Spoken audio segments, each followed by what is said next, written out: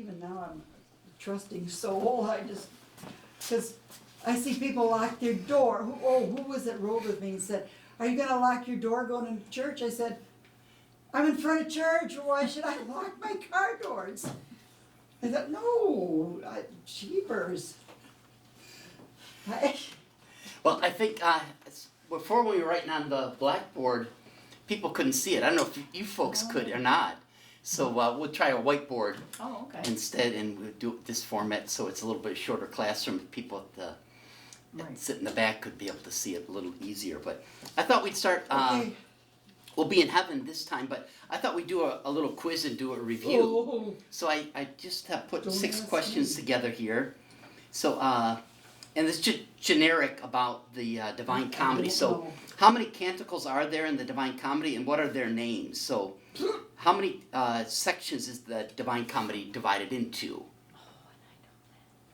So it's 3, because that's the number of persons in God. So it's hell, Purgatory, and heaven. Or he calls it the Inferno, the Purgatorio, or the Paradiso. But it's basically hell, heaven, and Purgatory. And it's the order that we go through. So he has to go through all the levels of hell, and then when he gets through hell, they pop up at the base of Purgatory Mountain, and then when they ascend all the way to the top of Purgatory Mountain, then they go into heaven.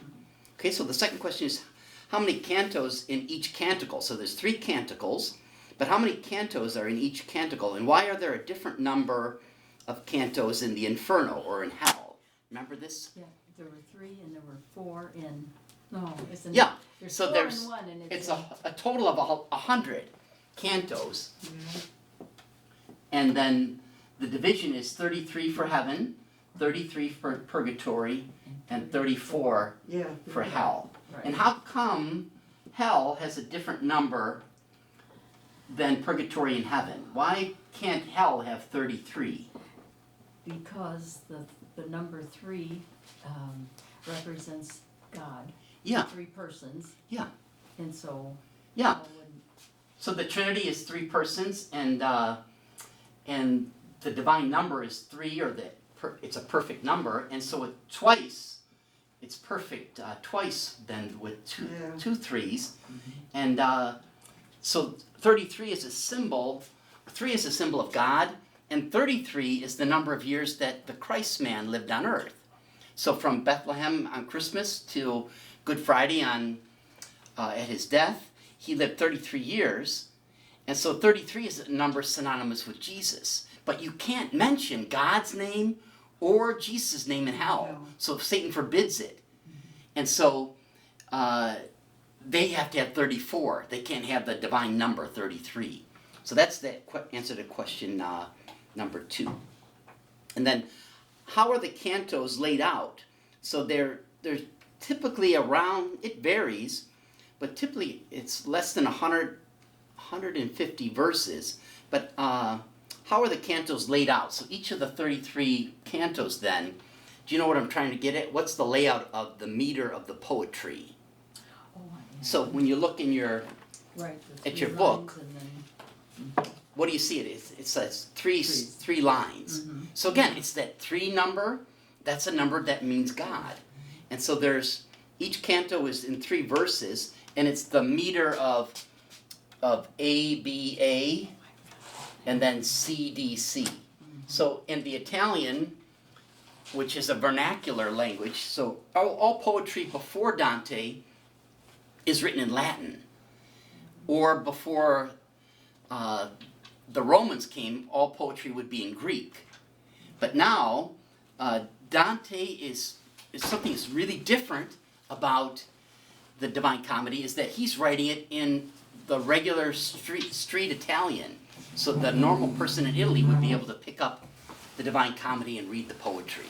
And so the last word in the first line rhymes with the last word in the third line.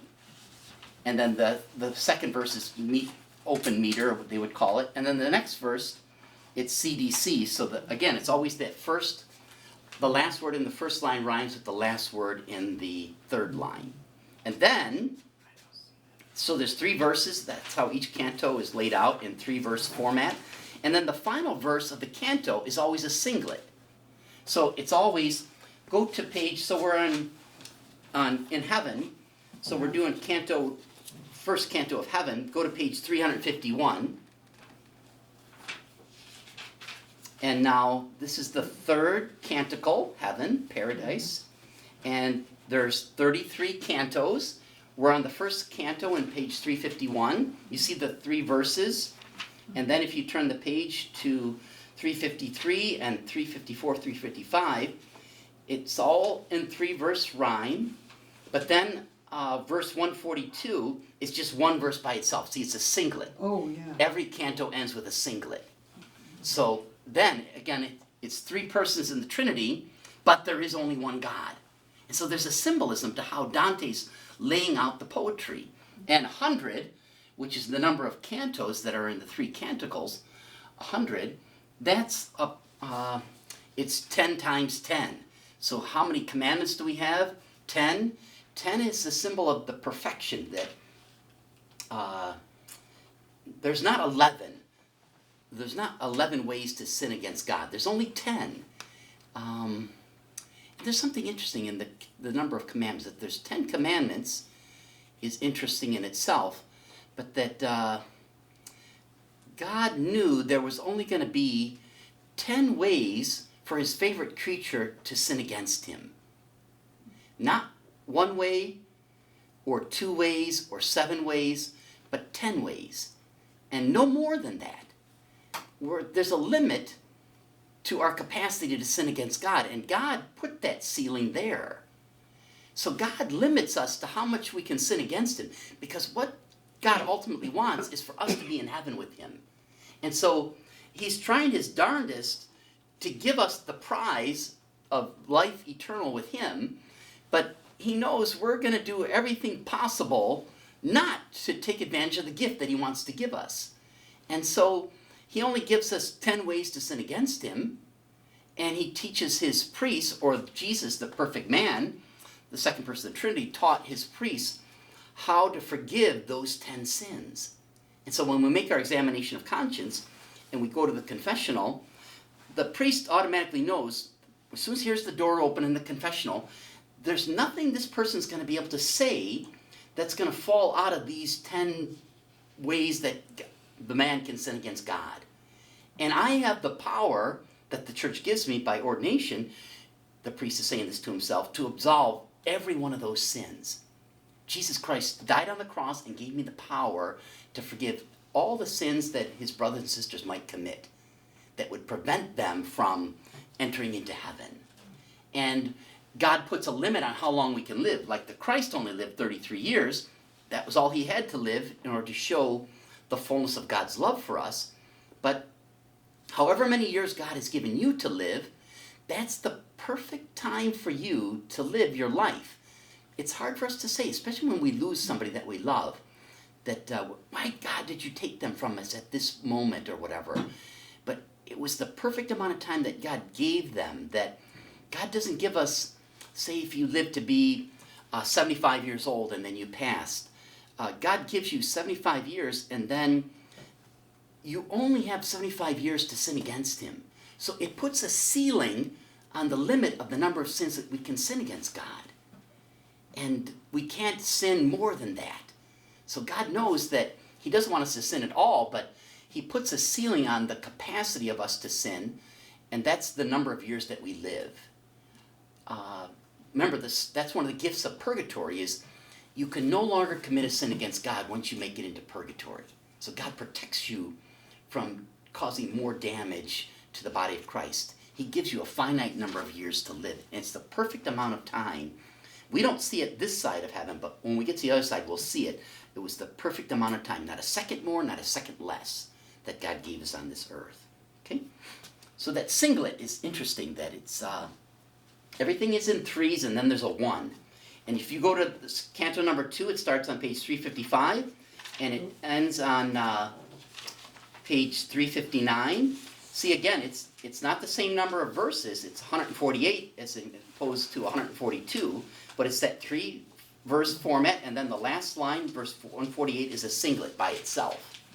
To always remind you, yeah, there's three persons in the Trinity, but there's only one God. So that's what Dante's doing with his poetry.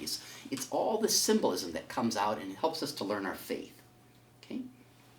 Question number 4 there is Dante's Inferno, or hell, is best represented by what shape, and which circles are lower down in hell? And so, what's the shape that defines hell, or the Inferno? What was the shape that we said? And there was a picture on page, remember? Okay. The picture is on page 46, yeah? Yep. So what's the picture of hell on page 46? Remember? And I went to the men's conference in DeKalb this weekend, and I took a picture of this sculpture they have in the middle of their campus between some, the school buildings and the dorm rooms. And I'll have to get it, I'll probably put it in the bulletin. Mhm. But hell is laid out like a funnel, right? Yes. And so it's widest at the top and it narrows down at the bottom. And at the bottom, there's just one person really. And that's the person of Satan. Huh? Okay? And then I just put in there in the funnel which circles are lower down. So there's different circles if you would look at it like this. It's like levels.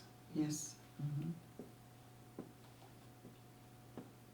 And so the lower levels down here, these are the more grievous sins against God. And so,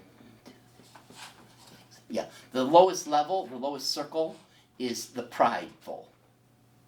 And that's the great sin of Satan. So he's the poster boy for that level of hell. But then Dante puts the lesser sins at the upper part. So remember, the road to perdition is wide. Doesn't Jesus say that?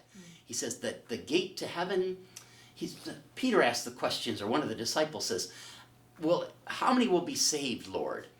And Jesus says, the road to perdition is wide, and many will fall into it, but the gate to heaven is narrow, and you have to be strong to push through it, is what Jesus says. And so it isn't hell, this wide open funnel. It's easy to fall into at the top. But these sins up here, he has lust and gluttony as the upper levels of hell. And then at the lower levels, and remember the punishments are greater the lower you go, he has pride and envy, and then anger are the lower three levels. Sloth is in the middle, and then avarice or greed would be the third, right? Okay. And so, but we won't spend too much time there because we're in heaven. Then number 5, what shape best describes Dante's Purgatory, and what vice is rectified at the different cornices, he calls them, in Purgatory. So what's Purgatory look like? That's on page...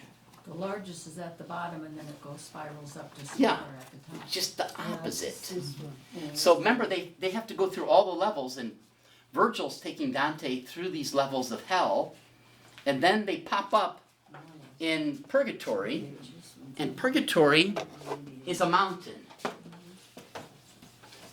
So it's biggest at the base, and then it comes to a peak. So it's sort of like it looks like a wedding cake or something to me. But it's really wide down here at the base, and then he calls it at the top. A Purgatory mountain is the earthly paradise, he calls it. So at the pinnacle is the earthly paradise. This would have been where Adam and Eve were. This is the paradise where Adam and Eve were created and put on. They were at the top of Purgatory Mountain there. They weren't in heaven because God only came to them at the cool part of the day. He would come to them in the evening. So heaven, you always see God. Your eye, God is so beautiful you can't take your eye off of God. Purgatory, you can't see God yet. The brilliance of God's light would be too bright for us. We wouldn't be able to look at him anyway. And so we have to go through purgatory so to have our vision corrected so that when we do pop into heaven, we can stand the bright light of God's goodness and his love and his beauty. But earthly paradise, and so it's shaped like a mountain, and he calls them cornices. And then there's 7 levels to Purgatory Mountain. And the 7th, and after the 7th, you go into earthly paradise. And so he puts again, those lesser sins are at the top, and the greater sins, pride and envy, they're at the base of Purgatory Mountain. And the souls that are in purgatory, they move slowest at the base of the mountain, and they move fastest at the top. And so, you know, Dante and Virgil are walking through those levels of purgatory, and the souls, especially at the lower level, pride and envy, they're saying, who's that that's running through our area? The other souls are moving so slowly around the base of the mountain and trying to get to the next level.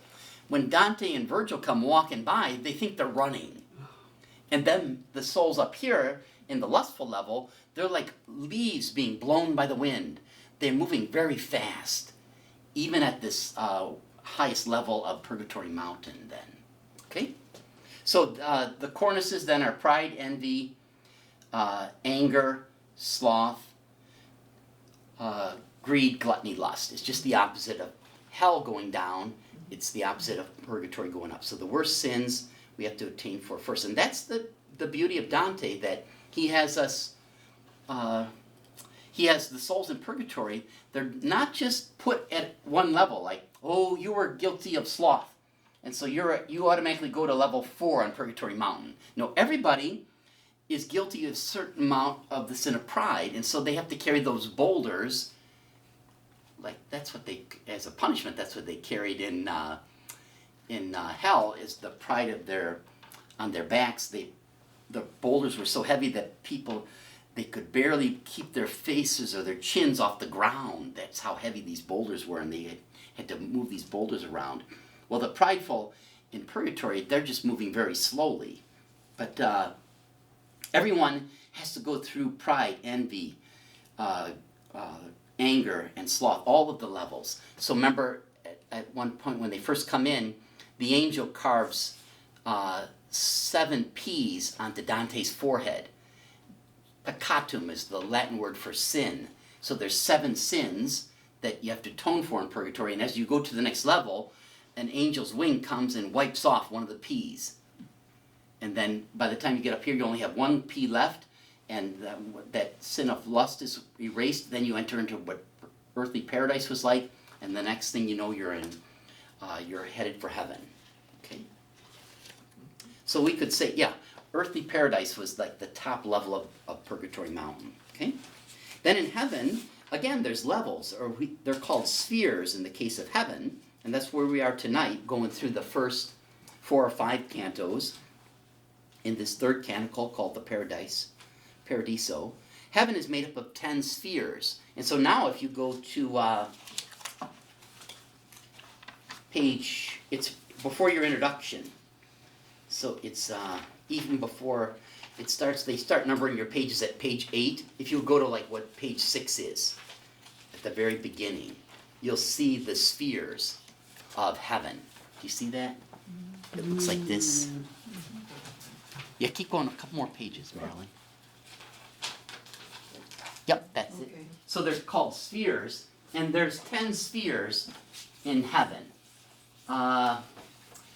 And he uses the allegory of planets. And so at the base is the moon. That's the lowest sphere. And then Mercury, the planets, then Venus, the sun, Mars, Jupiter, Saturn, 3, 6, 7, and then he goes to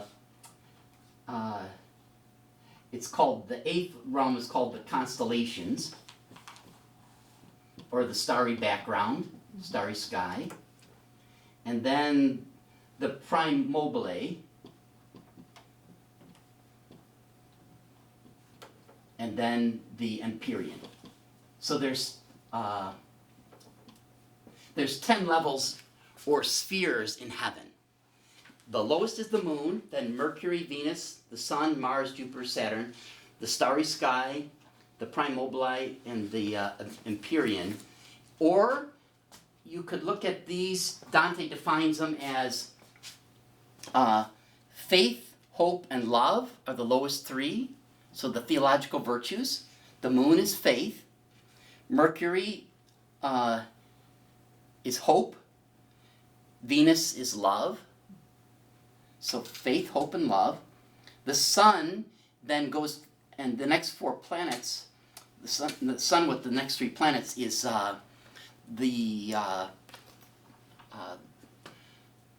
call them? It's prudence, temperance, justice, and prudence is the sun, and then courage is Mars. These are the cardinal virtues. Jupiter is justice, and Saturn is fortitude. So you have the 3 theological virtues, love, hope, and faith.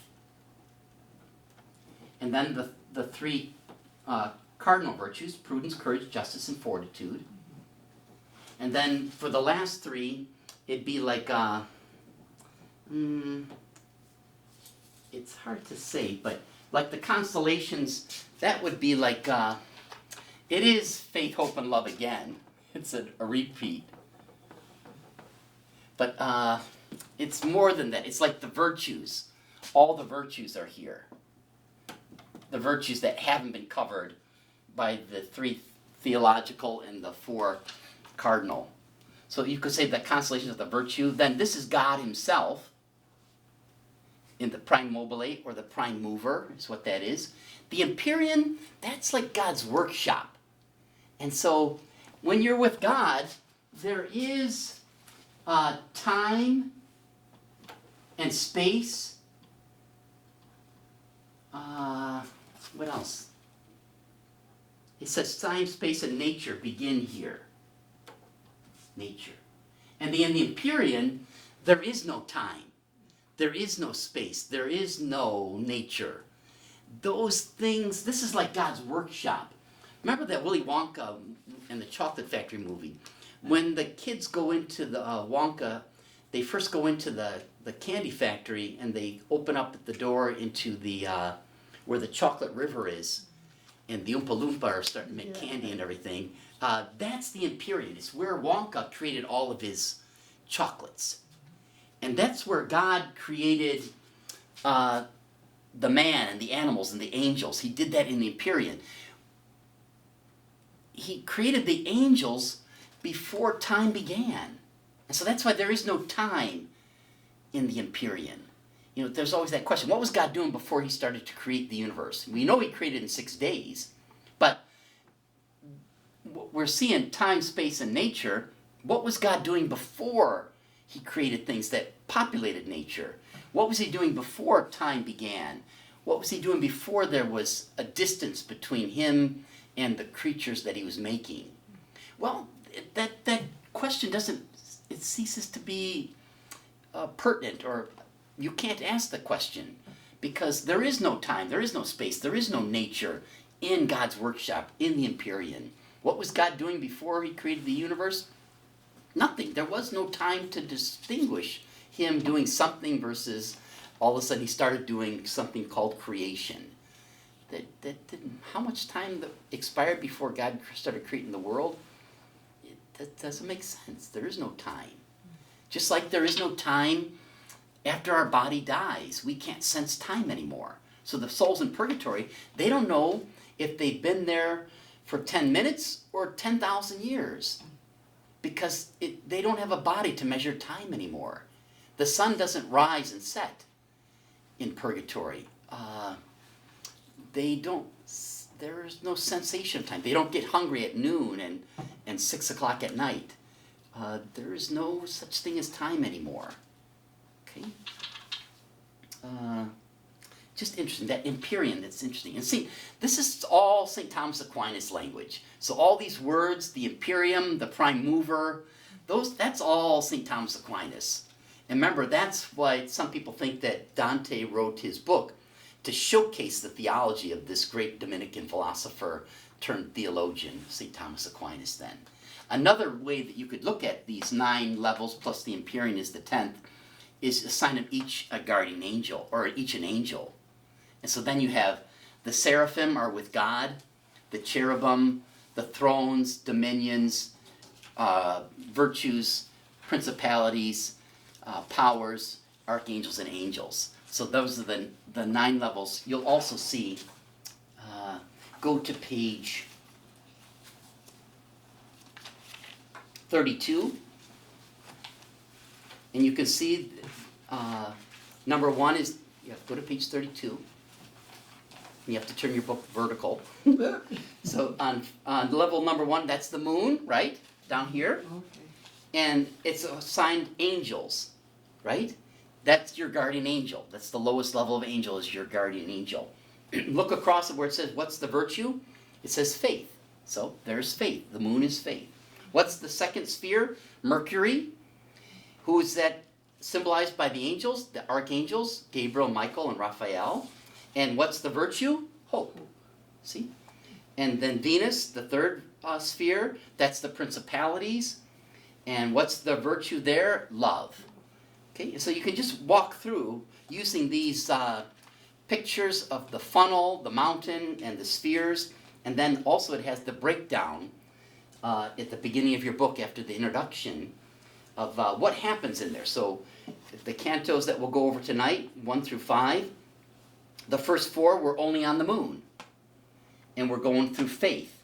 And who's the speaker? We see over there it says, under Paradise, it says Beatrice and Picarda and the Empress Constance, and then Beatrice again. So those are the speakers. And what do they talk about? That's the last column. So this is kind of like, this is what you want to do. When you get an assignment, okay, we're going to be in hell next week. So you'll go to page 28, and you'll see that this is the layout of hell. And so whatever cantos I get you, you'll look up what are the cantos, what circle of hell will be in, who's going to be the speaker, what are they going to be talking about. They give a little synopsis on page 28, 29. Huh? See that? And then when we go to Purgatory, that synopsis and that overview is on page 30 and 31. And then the heavenly one for the paradise is on page 32, 33. That's what you should do, is just look generally to see what are we going to be talking about, what's going on in that canto, in that canticle. Okay? So that's just like an overview. We wasted a half hour on it. Okay, so let's just go to the first canto in the Divine Comedy for the Paradise on page 351. We'll just read a little bit of it, huh? And sense the poetry, okay? Now, is the rhyme scheme there, that ABA? No. Why isn't it there? Because we're reading it in English. Dante wrote it in Italian. So if we were to read the original Italian, if we were Italians, we were like, oh, wow, it's beautiful, it's rhyming. But here we are in English, it's translated, and we're like, there's no rhyme here, this isn't poetry. It's just ambiguous speech. We don't even know what he's talking about at the time. But the Italians would be like, holy cow, this is beautiful, this is beautiful. It rhymes, and he's talking about things we know about, personalities that would have been alive in our time, and he's writing in our own language. We don't even have to learn Latin, like the priests or something, or the lawyers that run our government. the regular Joe on the street could pick up Dante's Divine Comedy and start reading and think it's like pure genius, just a beautiful work of art. Okay?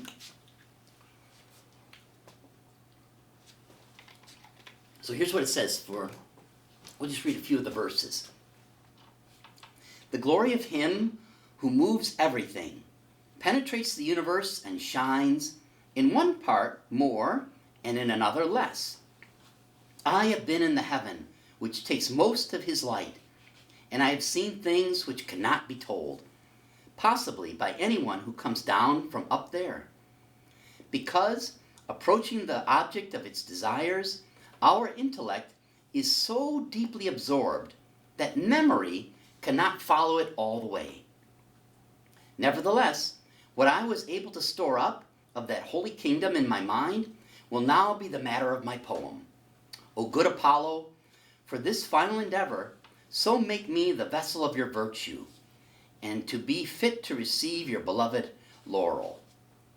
Up to this point, one of the peaks of Parnassus has been enough for me, but now I need both in order to enter upon the final contest. Come into my heart and so breathe, as you did when you extracted Marsyas from the skin in which his limbs were enclosed. O divine power, if you lend yourself to me, so that the ghost of the blessed kingdom traced in my brain is made manifest. Okay, we'll stop there. What's he talking about? The glory of him who moves everything. Who is that? Him that moves everything? It's God. He's the prime mover. I should have brought it, but maybe I'll give you a handout next time. St. Thomas, not in the Summa, but in his earlier philosophy, he teaches the 5 proofs for the existence of God. How do we know that God exists and that God is the greatest being in the universe? And so Dante has St. Thomas has 5 ways to prove the existence of God. And one of them is called the prime mover, that he gives the example, if there's a rock on the top of a mountain, and all of a sudden, the rock starts to roll down the mountain. What pushed the rock is the question that St. Thomas asks. Well, what pushed the rock was somebody's hand must have pushed the rock, or it would have been sitting there forever. And that's a physical principle too in physics. It's called the law of entropy, that things tend towards a state of rest. They won't move, an object won't move unless it's acted upon on the outside by another object. That's a physical principle. And so what St. Thomas is saying is that God is the first mover of everything. Who was the first person to put their hand to the rock to make the rock roll down the hill? That was God. That's how we know God is the prime mover. He's the one that sets everything in motion. So that's what he's talking about here. The glory of him who moves everything. The glory of God penetrates the universe and he shines. So what are the first words of Scripture? God was moving over the formless void and the waters and the wind, and he said, let there be light. And so he penetrates the universe and he shines. That's God. There was just darkness, and then when he created the light, all of a sudden there was something different. And that's who God is, the one that created the light. And God is the light. Remember, he says, God saw that the light was good, and the end of the first day. And then he says that on the second day, he starts creating other things then. And he says, the glory of him who moves everything, God is this unmoved mover. God creates the light, and it penetrates and it shines over everything. But that light, it shines more in one part than in another. Some parts the light is bright, and some parts the light is dimmer. And he's talking here, Dante, about ultimately the saints in heaven. Not all of the saints have the same brightness to them. There's a difference in the brightness of all the saints. And you know that for a fact too. Each of you has your favorite saints, and then there's other saints that are like, yeah, they're kind of like them, but they're not as much as this one. And they don't shine as bright to you. Some of the saints, they're miracle workers and they're flashy. Some of the saints are quiet and they're humble, and they barely did anything, but they did what God wanted them to do, and that's why they're a saint. They fulfilled the divine will, and that's why they're a saint in heaven. But there's different variations to how much light or grace God gave them. And we see that in our church, don't we? There's different people that are on fire with the faith, we could say. The zealots, you know, they're showing up every Sunday and they're going to every holy day of obligation. You don't have to remind them. Say, okay, you know, December 8th's coming up. You know what that is? They're like, I know what December 8th is. You know, it's not just the day after December 7th. It's the Immaculate Conception. And they're like, what time of the Mass is? I got to know so I can set my alarm clock and be there for it. And then there's the other people that are like, yeah, December 8th, that's right after December 7th. And, we had to celebrate and had to mourn the Pearl Harbor Day and everything. So, you know, December 8th, that's not December 8th, that's nothing important. And the priest got to remind them, if you don't come to Mass, then you're going to have to go to confession before you see the Eucharist next time, you know, something like that. But so there's different levels of how the grace of God shines. All the people that you see at the Mass are receiving grace, either through the blessings at the Mass, the reading of sacred scripture, or the sacrament that they receive. But the sacrament that the Eucharist that you receive is different, has different graces in it than the person sitting next to you. And so the sacrament's going to have a different effect in your life in the course of the next week than it's going to have in their life in the course of the next week. Because you're going to undergo things that another person isn't going to undergo, and they're going to undergo things that you're not going to have experienced. And so God gives grace, light, we could say, that's what Dante's talking about, to different degrees. Some, it shines brighter in some parts and lesser in others. He says, I've been in heaven, which takes up most of its light. The light of heaven, it's brightest up here where God is. This level of the prime mover, this is where God is. This is where the seraphim angels are. Remember, we call them the burning ones. That if you see an angel, a seraphim angel in art, he's usually red. It's like he's so close to the sun, he's got an eternal suntan. He's like beet red from the sun beating on him. God shedding all of his light onto the seraphim angels. Satan is a seraph angel. He's the first angel God created. He's a seraphim. He's closest to God. He's a burning one. And he was so close to God, he wanted to be as God. And he didn't want God to give him the grace that would make him God. He wanted to take the grace for himself to make himself God. Right? And so these angels that are closest to God, they're the brightest. And remember what we said. These angels, what's the job of a seraphim? To give the light that God sheds on you, to give that light to the next choir down, which is the cherubim. So the cherubim aren't as bright. They're a little bit dimmer, like Dante says. In one part it shines brighter, in another part less. Then the next level down, the thrones are a little bit dimmer. They're still very bright because they're in the highest heaven. They're only on this third level down. So the seraphim are here, the cherubim are here. The thrones would be at the level of Saturn. Each angel, group of choirs of angels, is shedding the light that it receives onto the next level down, all the way down to the bottom where the guardian angels are. And who does your guardian angel shed light on?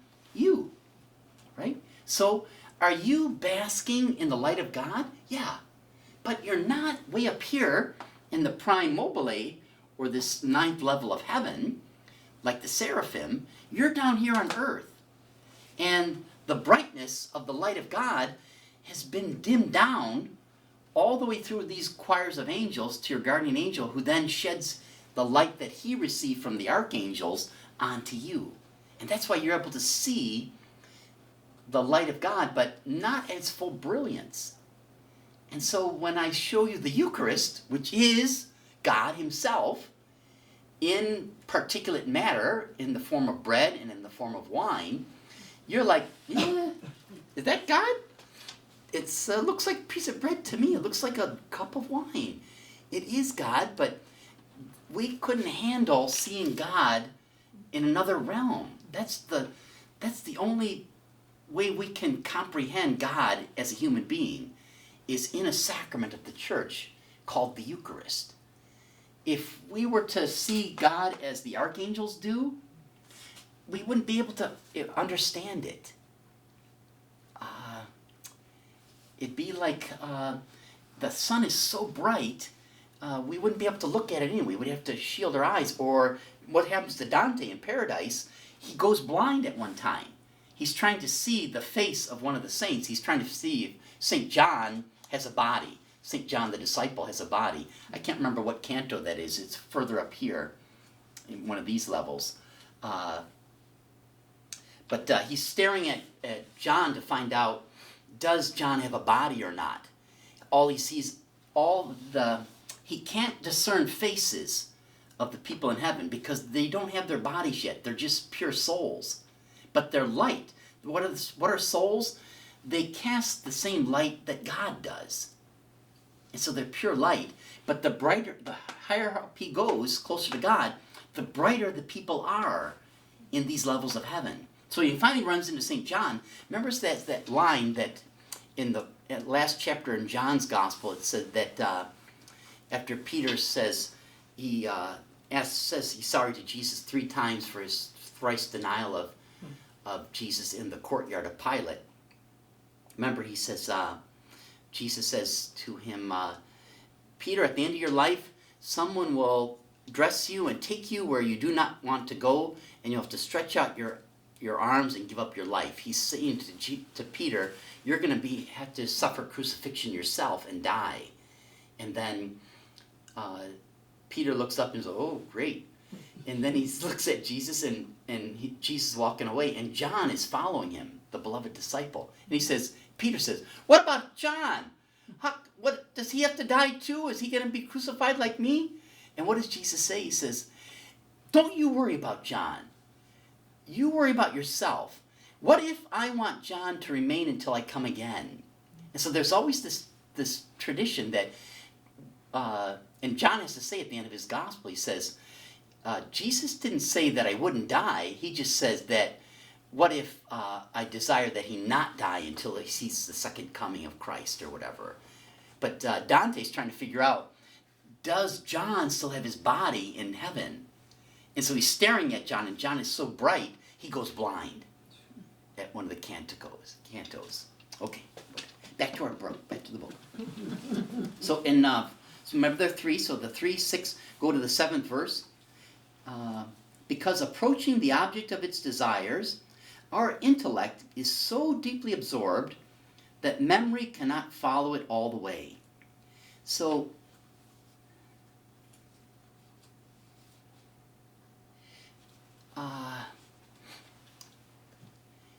we can comprehend God with our intellect. But all of a sudden, as we're listening to the scriptures, as we're listening to our priests give homilies, and they're trying to explain to us how great is the love of God for us, we can follow a certain track of reasoning of how much God loves us until we get to say something like the crucifixion. That why does God love me so much that he would send the second person of the Trinity, his Son, to die for me? And not just die like a death of old age or a death where you die in your sleep, but to undergo a passion and have to carry a cross and be persecuted as much as Jesus was, and then nailed to that cross and suffer for 3 hours hanging on the cross. Our intellect can follow how much God loves us, but when we get to something like the crucifixion, all of a sudden it's like, why would God love me that much that he would send his only begotten Son to die for me? So intellect will only take us so far into understanding the love or the beauty of God. And that's what Dante is saying here. My intellect is so deeply absorbed, all of these objects that I've seen in heaven, but I don't know if my memory can remember all of the things I saw as I went through these spheres of heaven and went to the top. So he says in verse 12 there, "O good Apollo." Apollo is the Greek god of the sun. So he's saying, he's using Greek mythology, everyone spritzed into his divine comedy here. He says to Apollo, "You're the god of the sun, help me to be a vessel of your virtue, to be fit to receive your beloved laurel." Poets, if they could describe something, people would reward them with the laurel wreath. They would wear a hat made out of garland. And so this happened with generals from the Roman Empire. When they came back from a victory, the emperor would put a laurel wreath on their head. Same thing would happen with the poets. Their poetry was so beautiful, the emperor would give you a laurel crown. And so he's asking, help me to describe all of these things that I've seen in the levels, the spheres of heaven, of the brightness of God and of its dimness in other parts. Help me, Apollo, the sun god, to remember all these things and to write it all down in poetry. He says, up to this point, the highest point I've seen is the peaks of Parnassus. That's a mountain in Greece. Parnassus, it's like 8,000 feet tall. So Dante's saying, the highest thing I've seen so far in my earthly life is this 8,000 foot mountain. But now I've ascended to the highest realms of heaven.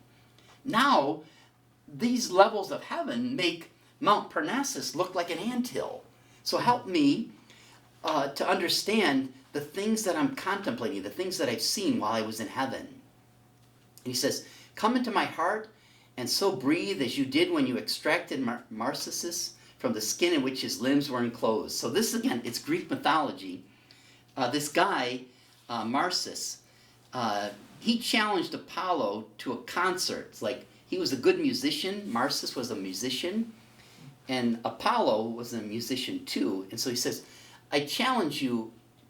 When a human being challenges one of the Greek gods, it's not a good thing. So if you lose, bad things are going to happen to you. So he challenged Apollo. He thought he was such a good musician, he could play better than Apollo could. Well, when he didn't, when his concert wasn't as good as Apollo's, the suffering fate that he underwent was he got skinned. They skinned him alive. So that's why it says, from this, as you did when you extracted Narcissus from the skin in which his limbs were enclosed.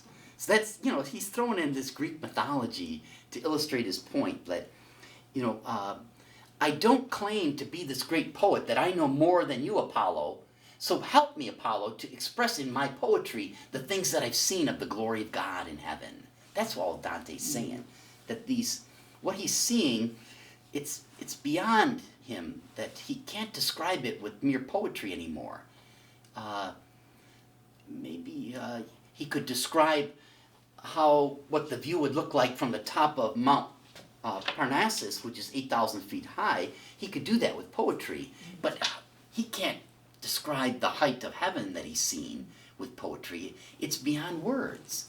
And that's like the love of God. It's beyond words itself. At one point now his guide in the Paradiso, it's not Virgil anymore. So remember, Virgil was a pagan. He didn't believe in God. And so he's relegated to the antechamber to hell. He's not in torture, but he'll never see the starry sky. He'll never see the bright sun, or he'll never see God's light. So Virgil took Dante through hell and purgatory. Now that he's in heaven, Virgil can't enter in. And so he went back down to limbo. And now who's his guide but Beatrice? This woman that, Dante's a married man, and why he's writing all this poetry, his wife's alive, when he's writing this.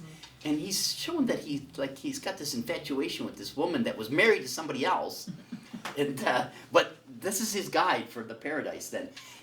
Beatrice, they're at the base, they're on the first sphere, the moon, and he's looking at Beatrice, and she's looking towards the sun. She's looking towards God at this 9th level of heaven. Whenever the sun comes up, in heaven, and it never sets. It's always there. It's always above the horizon. You can always see God when you're in heaven. There's a line in the paradise. Every place in heaven is paradise. Because you always see God. That's why we know, remember, the top of Purgatory Mountain, we said that was the earthly Eden. That's why we know that paradise, that earthly paradise, that wasn't heaven. Because Adam didn't look at God all the time. He only saw God in the cool of the evening when he would come for a walk. See that? And so now that they're at the level of the moon, they can always see the sun in the sky. They can always look and see, there's God. They can see all the way to this 9th level of heaven, wherever they are. So Beatrice is gazing at God because she has to. They say that the angels, those 3 choirs that are always in heaven, they always look at God. The 3 angels that go between heaven and earth, they always look at God, but they sometimes look at the earth as well. And our guardian angel, he has to look at us all the time. Lucky him, right? And they're like chameleons. They have one eye on us and one eye on God at the same time. And so angels, even though they're on earth, our guardian angel, they still see God all the time. Not just in the Eucharist like we do. Like that's the only time we can say that we actually look upon God directly, is when we see the Eucharist raised above the altar or we go to a holy hour.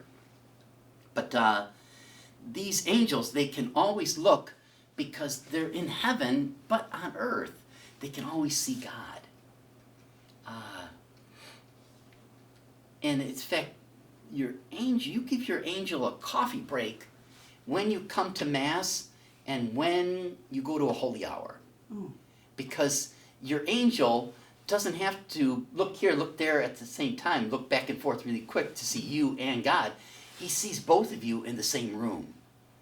It's called the church, and it's at our altar. And especially when you receive the Eucharist into yourself, your angel's like infatuated, like, look, he's bragging to the other angels, my human just consumed God.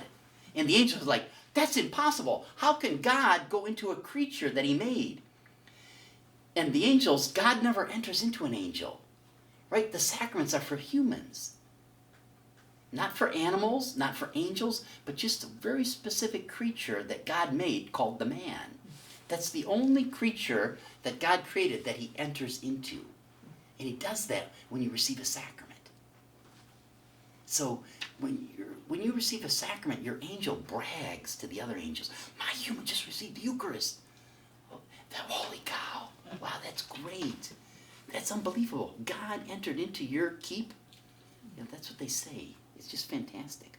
Go to the top of page 353. See, Beatrice is standing with her eyes firmly fixed upon the eternal heavens. She's looking at God. And I kept my eyes, Dante this is, fixed upon her, and so away from them. Looking at her, I became such within as Glaucus was when he tasted the grass, which made him in the sea one with the gods. Okay, this is really weird.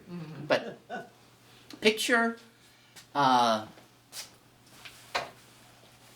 see, the sun is always up. God is always visible in heaven. You can always see God no matter where you are. Every part of heaven is paradise. So if we see God as the sun, and we illustrate him this way. And here's Beatrice down here. And she's looking up. This is her nose. See, she's looking up. Yeah, that's a woman. Got long hair. This would be her ear or something. See that? She's looking up at the sun. And here's Dante. Dante's here, maybe on the same level. But he's just looking at Beatrice. He's just got a little bit of hair like Father Kramer. Father Kramer's hair's coming back. Yeah, he had to have a haircut the other day because for the funeral, for Mary McLaughlin's funeral, it's kind of like a rooster comb or something up there. Then he got it cut off for the deanery meeting. But so here's Dante. He's looking at Beatrice. So the sun is still. Dante can see God. He can see this bright light, but it's too bright to look at because he's still got his body. And so he just looks at Beatrice. So he's using Beatrice like a pair of sunglasses. He's looking at the light of God shining through Beatrice to him. And that's how he's able to look at God through another person that's in heaven. And that's one of the interesting things. When we're in heaven, yeah, we can always look up and see God directly, but every time we look at another soul in heaven, we see the light of God shining through them to us. And so we look at another person in heaven and we see them as if they were just a pair of sunglasses. It's like looking through sunglasses at the sun. You can still see the sun, but the sunglasses dim it a little bit. That's all the soul next to you in heaven is. It's you can see God when you look at them.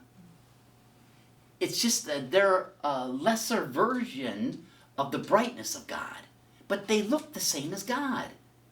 See, that's the image that Dante's trying to get to us. That maybe I'll put it here, because Dante's wondering.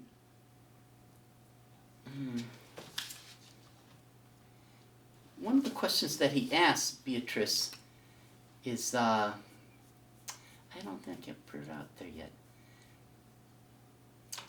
Let's just go back to here. It just doesn't make sense yet. So Beatrice standing there looking at God, her eyes firmly fixed upon the eternal heavens, upon God, and I kept mine fixed upon her, and so away from them, away from the other souls, away from God. And looking at her, I became such within as Glaucus, as when he tasted the grass which made him in the sea one with the other gods. So this Glaucus, he was a fisherman. This is Greek mythology. So Glaucus was a Greek fisherman, and he caught a fish, and I think the fish had died. But he set it on he was on the shore, like he was just casting with the line, I think. He wasn't in a boat. He pulled the fish ashore, and before he got it off the hook, he noticed it was dead. And so he didn't take the hook out right away. He just let it there, and maybe he was untangling his line or something. And whatever he sent it on, like some marshy grass, like seaweed, you could say. All of a sudden, the fish came back to life. He thought it was dead, and then it came back to life because it ate some of this grass. So Glaucus took some of the seaweed, this seagrass, he ate it, and he became a demigod. He became a god of the sea. Not like Neptune, but he couldn't die. He was human, he was just a fisherman, but when he ate this grass, he became divine in Greek mythology. That's you. You're just human, but when you eat this food called the Eucharist, which is God himself, you become like what you eat. You become like God. That's Athanasius' thing. God became man, Jesus became a man, so that man could become like God. For all of November, I read the, it's not the preface prayer, at the beginning of the Eucharist prayer. Remember, the Lord be with you, lift up your hearts, that stuff, and then there's that prayer, that's the preface. Then we go into the Eucharistic prayer, we consecrate the Eucharist. At the very end of each Eucharistic prayer, there's a part that we can put, that you're supposed to say for a funeral mass. It says, you've called so-and-so Mary McLaughlin from this life to yourself, Lord, yada, yada, yada. And then you wipe away every tear, and in the end, we shall become like you and see you as you are and praise you for all eternity. But it says in the Eucharistic prayer, we will become like you, God. That's what each one of us is destined for, to become like God. And that's another reason that the angels, especially the bad angels, are mad. Like Satan will always be an angel. And your dog and your cat, if they get to heaven, they'll always be a dog or a cat. But when you, a human being, enter heaven, you are like God. Remember, Jesus says in that one line, you will become like gods. Why does it say in Scripture that you will become like gods? He says to the people that arrest him at one point. He says, yeah, that's the purpose of my coming, so that the food that you eat, my body and blood, I will make you like my Father. And that's this image of the Glaucus. When he eats this food, turned out to be seaweed, he turned into a demigod. He turned into a god of the sea. That's what's in store for each one of us, to become like God in our humanity. That's good. So that's that little bit there. Then in verse 73 it says, whether I was only what of me was created laterally, or love which controls the heavens, you know who lifted me up with your light. Remember, St. Paul says to the Corinthians in his second letter, he says, I don't know if I was in the body or out of the body, but I was lifted up to heaven. And I know another man that I don't know if he was in the body or out of the body, but he was lifted up to heaven. So Dante's referring to a New Testament scripture writer with St. Paul, with his epistles, saying how he doesn't know, he does have a body in heaven, and he's trying to, he asks, okay, here's where we can put it in. He's asked, one of the questions he asked Beatrice is, how can I rise so quickly from earthly paradise, the top of Purgatory Mountain, how can I rise into heaven when I have a body? And Beatrice says, because you're destined to enter into heaven. Every human being, God created so that we would spend eternity with him in heaven, that we would gaze upon him for all eternity, that we would be like him. So man has this different end game that God has planned for us. Angels will always be angels. Dogs will always be dogs. Goldfish will always be goldfish.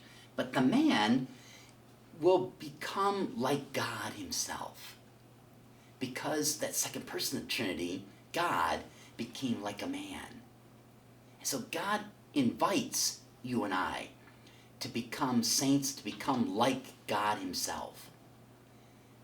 That's a humongous thing in Catholicism. And Dante's saying, how can I with a body go in all the way up to the highest realm of heaven? And Beatrice basically says, because that's what God wants for you. He wants you to be with him in paradise. Okay? Could you go back to the next page, on page, the number 37, Okay. the last line. I read that and I was Yeah. stumped. I didn't know what I was reading.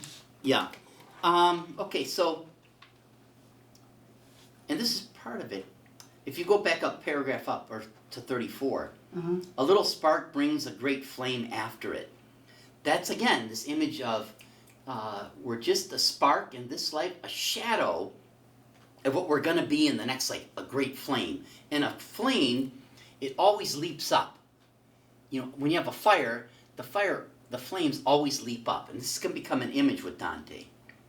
Perhaps after me better voices will pray in such a manner that Cyril will respond. It rises for mortals by different entrances. The lamp of the world, but when it comes from that which joins together 4 circles with 3 crosses. So he's talking about each of us as a mortal, we're going to have a different entrance into heaven. The path for Marilyn Bennell to get to heaven is different than for Father Randy to get to heaven. So that's that first line. Each mortal is going to rise to heaven. Because you're made in the image and likeness of Jesus, you are meant by God to become a saint. But each of us will enter into glory as a saint in a different way. The lamp of the world, who's the light? Didn't Jesus say, you are the light of the world? Don't hide your light under a bushel basket. Put it on the lampstand so everybody in your house sees it. Your son, your daughter, your next door neighbor. They see the light of Marilyn glowing brightly and they're attracted to the light.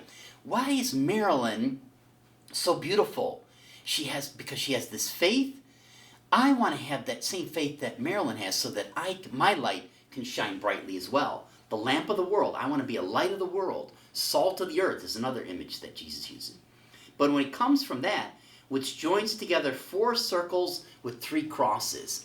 So when you think of 4, it's always the gospel writers. Oh. And so you have Matthew, Mark, Luke, and John. And it's always, you have to think of interchange circles, or circles that are locked. Oh, And so he's talking about the four gospel writers. And what are the gospel writers talking about? All the time, Jesus. And so where the four circles come together, there's three crosses. So it wasn't on Good Friday, there's the cross of Christ in the middle, then there's the good thief and the bad thief. Those are the three crosses. oh. Jesus he's going to die, and he dies for you every time in the Mass, and he wants you to suffer and die with him. Because the only way you can get into heaven is to die first. And how do you die? He just wants you dying in any old ordinary way, but to give up your life as a part of a sacrifice. To sacrifice your life with mine. And you don't want to be this cross. That thief, he's like, if you're the Son of God, just get us down from here so we can go home and have dinner with their families. He's like, he doesn't see the image of why do we have to die and turn over our wills to God. We don't want to be like this third cross, but we want to be like the good cross of St. Dismas. So that's where the four circles, which join together four circles with three crosses, right? But it's each one of us is that light of the world, but each one of us has a different entrance into glory. Each one of us will suffer a different death, but it's a death that's picked out for us even before we were born. God knew how we would die to show our love for him. Because this is how Jesus showed his love for us, by his death. Your death is supposed to show how much you love God, right? So that the best thing probably that each one of us, when we do die and a funeral mass is celebrated, all the people that come to our funeral mass, we're going to be able to tell Jesus, I lived my faith such that when I died, I made sure that my family celebrated funeral mass for me, and everybody that came to that funeral mass, they were with us on Calvary. They watched me die. What's that? I should have brought the book. That line that I'm talking about, that last paragraph of Eucharistic Prayer 3 that I'm reading for all of November for the Holy Souls, it talks about,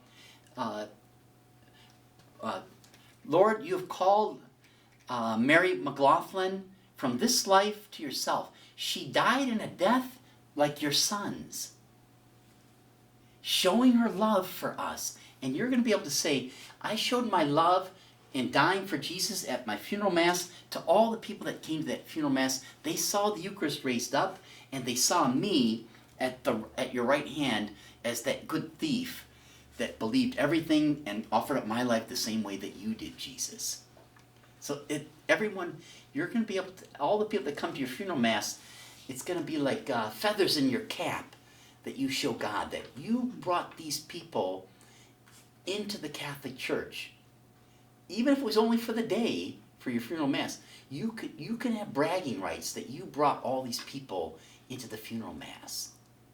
That's why it's such, doesn't your heart feel good when you have a funeral, you go to a funeral mass for somebody that you love and the church is packed, right? Yeah. Why do you feel good that all these people are coming to morbidly celebrate the fact that your loved one is dead? No, because they're going to be able to point out to Jesus at their judgment, these are people that they brought into the church to see your son die on the altar of the Eucharist in the Mass. When Margaret passed, the church was just packed. And you felt good because yes. all those people, Margaret Yes. can use those as Oh. feathers in her cap. Each one of those persons that came, Yeah. it was something magnificent. Okay? But it's just this image that, Dante has, and he is asking these questions to Beatrice, and she's answering the questions. She knows what the questions are even before he asks them. Because that's what the saints in heaven are going to hit. When we talked about St. Thomas Aquinas before, he was begging Dante, ask me the question. If I don't give you the answer, I don't deserve to be in heaven. That when you know the answer, I used to hate those girls, and you know, you always had these girls that were smartest in your class or something like that, and the teacher would ask a question and was like, I don't know what the answer is. And you knew that this girl, you know, she read the stuff a long time ago, she knew what the answer was. Why don't you raise your hand and answer the teacher? You know what the answer is.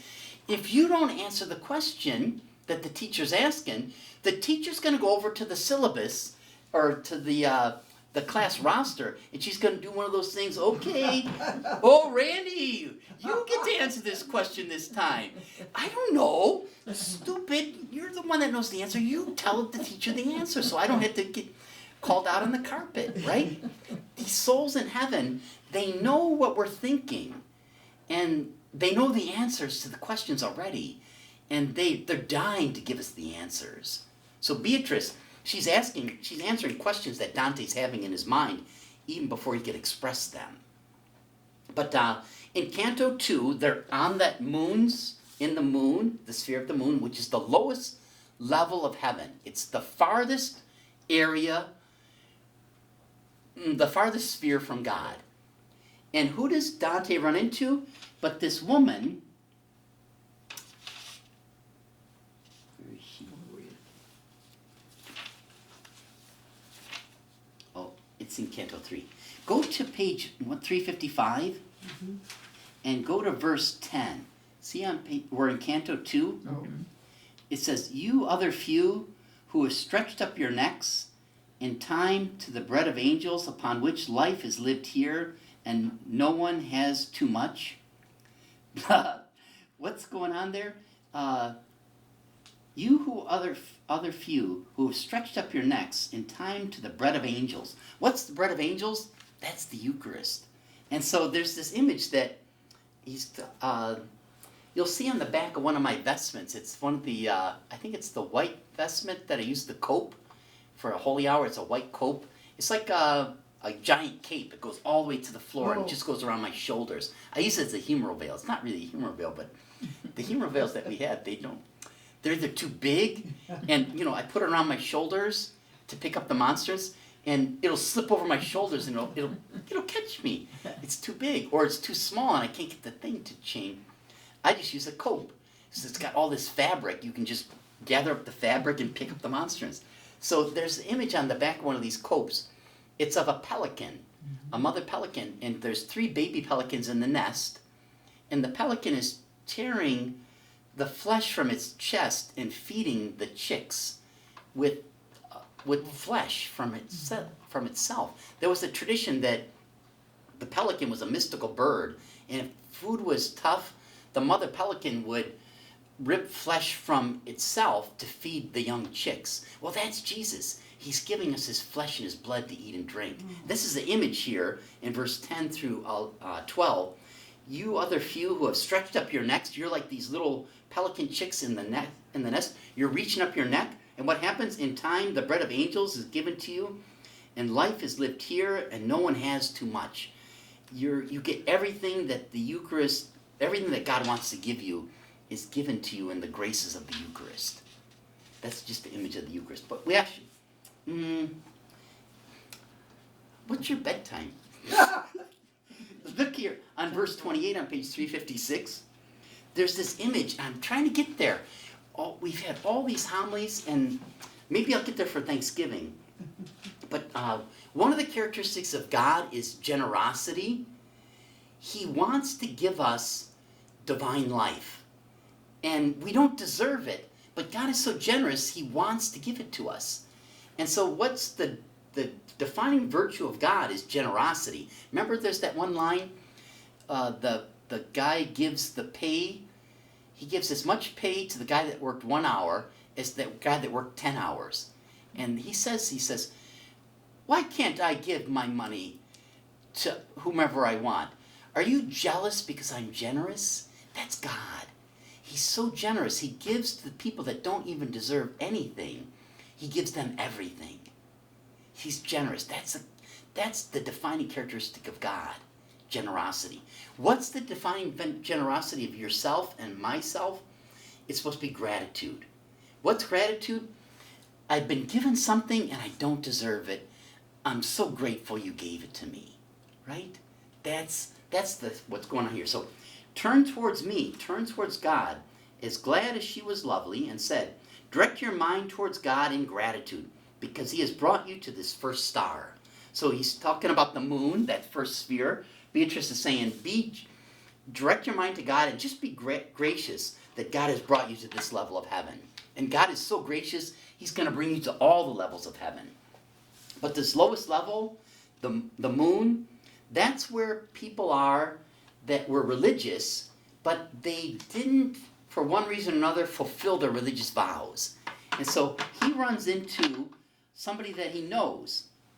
If you go to page 361, this is Canto 3, he runs into a woman named Piccarda.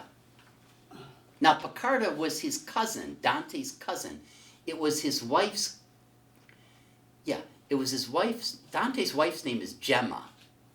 Gemma, Gemma. And Gemma had a cousin that was a nun.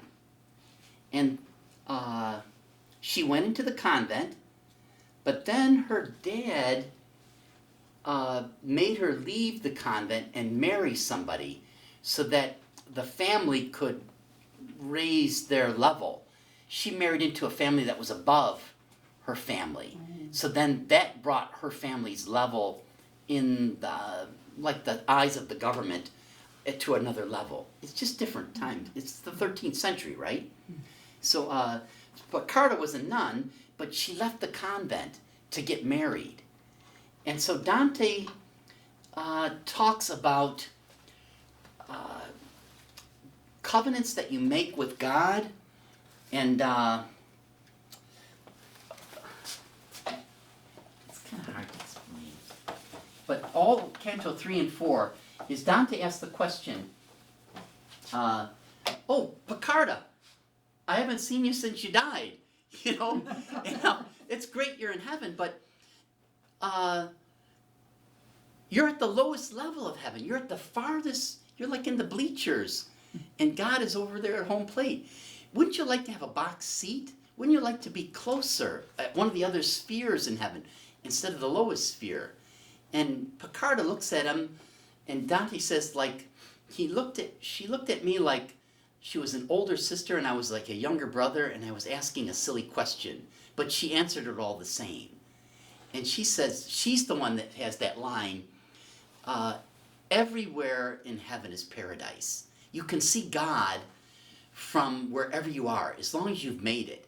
It doesn't bother me that I'm at the lowest level or the farthest sphere from God, because she says, I can still see God and I can feel the breath of God. Remember in the scriptures it keeps saying this weird line, Jesus after the resurrection, he breathed on them. Remember that?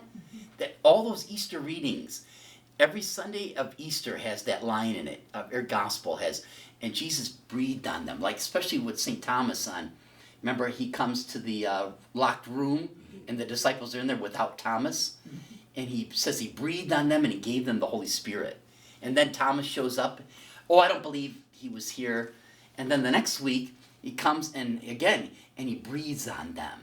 So Piccarda says, I can see God wherever I look. I can look up in the sky and I can see God. And he's so close to him. Piccarda is so close to God, I can feel his breath breathing on me. And so even though God is in that ninth sphere of heaven, and Piccarda is on the moon, the farthest sphere, she can still see him and feel his breath on her cheek. That even the farthest soul from God in heaven is right next to God. It doesn't matter where you are. Remember that Empyrean, there's no such thing as space. Is there space in these other levels? Yeah, but in a sense, no, there isn't. Is there time in heaven? No. We're gonna be there forever. Piccarda will always be able to see God. Forever. And she'll always be able to feel his breath on her cheek. It doesn't matter that she's in the lowest realm or the lowest sphere. That's heaven. It's incomprehensible. And to Dante, he still doesn't understand it. Even after Piccarda gives him that reasoning, he asks Beatrice the same question, and she tries to explain it in a different way. But when you... Okay, we'll just do this and then we'll go. So, religious and married. It should be this other way. I picked green because that's my favorite color. It's supposed to be this way. Okay. Religious. And then single. So you make vows to God. There's only 3 vows that you can make with God. You can either make the single vow. What's that? Confirmation. You can make the married vow. That's holy matrimony. You could make the religious vow. That's holy orders. So there's only 3 vows you can make with God. And when you're single, your will is your own. So you have your will and you answer to yourself. God is going to ask you, give me your will. Die for my sake like my son died for you. So you have to give up your own will to God. When you're married, you have a will, right? You're a person, so you always have intellect and will. And when you're single, you own your will and you're supposed to offer it up to God. When you're married, you no longer own your own will. Who owns your will? Your spouse. You turn your will over to your spouse. Right? The woman says to her husband, take out the garbage. He's got to take out the garbage. Because he doesn't have a will. His wife told him what to do. He does it. That's what the man does. The woman, same thing. The husband comes home from work. Cook me a 3-course meal. Or nope, I want a 4-course meal. So what does she do? She goes in the kitchen. She's got to make a 4-course meal. Why? Because her husband owns her will. And he told her what to do. So she does it. It's the same thing, but when you're married, you give your will over to your spouse. When you're a priest, you have to give your will over to God. And so, God says, celebrate the sacraments for these people. I don't want to. They were mean to me. They don't appreciate me. I don't want to do it. You don't have a choice. I don't have a choice. My will at ordination was given over to God. I have to do what God wants me to do. Piccarda was a nun. She took religious vows. She turned her will over to God. But then she broke her vow. And she went into the married life. And she gave her will to her spouse instead of God. And so, she didn't own her own will. She gave it to whoever she received the sacrament to, but she wasn't at liberty because the one that she had given that will to first was at a higher power. So we can always go this way. The arrow of vows, it always goes this way, but it can never go back. So marriage, once you're married, it has to be for life. You can't go back. I tried it. I didn't like her. She didn't like me. I want to be single again, so we get a divorce. You can't do that because it's a covenant. Your will goes this way. It goes from self, you give it to another, your spouse, or you give it to God. But once you give something to it, what do we call people like that? I give you $10 and then I say, oh, by the way, before you leave tonight, put the $10 back. Did I really give you something then? No, I didn't give it to you. But with will, you can't, you either own it or you give it away. And so Piccarda, she still fulfilled, she gave her will away, but she backtracked. And Beatrice says, you know, I don't know the specifics of your cousin, but she could have, there was a way that she could have said no to this and said, no, I've already given myself to God. And we know plenty of martyred saints that, especially the virgin martyrs, Lucy, Agnes, Maria Goretti, all these saints that are virgin martyrs, people wanted to marry them. They wanted to marry them. They said, no, I can't because I've already given my will to God. I can't marry you because I'm married to the Divine One. And they said, no, you have to marry me. And so all of those virgin martyrs they're martyred. And so that's what Beatrice basically says, that there was a way that they could have said no and held out. Or even in the case of Picarda, she says, I don't know your sister-in-law's peculiarities, but she could have, they would have ripped her out of the convent. She could have run back at the next opportunity that she had. But she never did that. And so the lowest level, the moon level of heaven, it's for religious people that didn't fulfill their will to God. Dante doesn't put any married people that got divorced there, because it's not good to backtrack, but you definitely, once you get to this level, you can't go back. But Dante, he reserves that even a priest or a nun that wasn't faithful to their religious vows, they can still make it into heaven and be at the lowest level. And the lowest level is, as Beatrice says, it's just as good. Is just as blessed.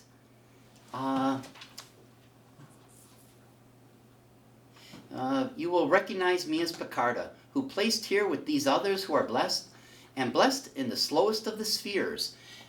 Planets, the farther they are away from the sun, the slower they move. So Pluto moves the slowest. Mercury goes around the sun really quick. So Picard is saying, even though I'm in the slowest sphere, I'm the farthest from God, I'm still happy and tranquil here because God allows me to look upon him, and God knew that I wouldn't be as faithful as I could have been, but he still allows me into heaven, and I'm happy with that. There's more to it, but we'll kick it off there. Okay?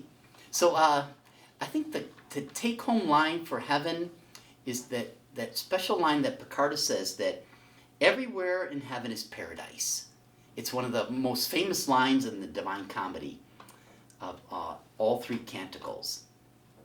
And that will of God, Beatrice goes on in Canto 4 and 5 to talk about how special the will is. That to give your will over to God is the greatest thing that you can do, because God's Son showed us the example of how to do the Father's will. And that's what we pray every day in the Our Father. God's will be done, not mine. Right? We pray that every day, that prayer. It's so important. God's trying to etch it into our brain that we're trying to accomplish on earth God's will and not our own. If we accomplish our own will, then we're more like Satan, who wanted just to do what he wanted to do. He didn't want what God wanted him to do. And we want to stay away from that realm of you have to turn your will over to God. And when you make vows and you're faithful to them, that's pleasing to God. Okay? Okay, so next time we'll have to go back to hell. So I think you'll see it in the upcoming bulletin. I can't remember where we're at. Yeah, we're in the trenches. It's one of the worst spots of hell. It's not where Satan is yet, but it's just above the pride level. It's really terrible. If you don't come to one, don't come to that one. So I'll understand totally. But it's like, you'll be looking for the sharpest knife in the kitchen. But we'll just do a few canticles, and it's called the trenches or whatever. It's not pretty. But Dante, there's this fascination that he has, though. He's like, he wants to linger there, and Virgil's basically pulling him. He says, we got to get out of these ditches. They're like ditches that they're going over, and there used to be bridges. It's really interesting. But the bridges were broken down. And Dante asks, why are those bridges all broken down? And the answer is fascinating. Do you want me to give you the answer now, or you want to wait? It turned out Jesus knocked them down when he went to hell. Remember there's that line in the Apostles' Creed? And then on the third day he descended into hell. It's called the harrowing of hell. When Jesus knocked down the gates of hell, he destroyed all these bridges that used to link the trenches together, one of the wicked places of hell. He was looking for souls. Even these wicked people that had descended so far to the hell, he was going to call them back to heaven, but they wouldn't come. But he broke the bridges when he went down there because he was so mad at Satan. He wouldn't let the souls then transfer to different ditches or whatever. So Dante and Virgil have to crawl from one ditch into the other, getting all dirty and everything. And at one point they have to have a giant lower them down to the next level. It's really weird. So, all right. So we'll be back in hell next week, and then we'll have a nice Christmas break, and then we'll come back in January. Okay. Can you call me? I don't get my mail all the time.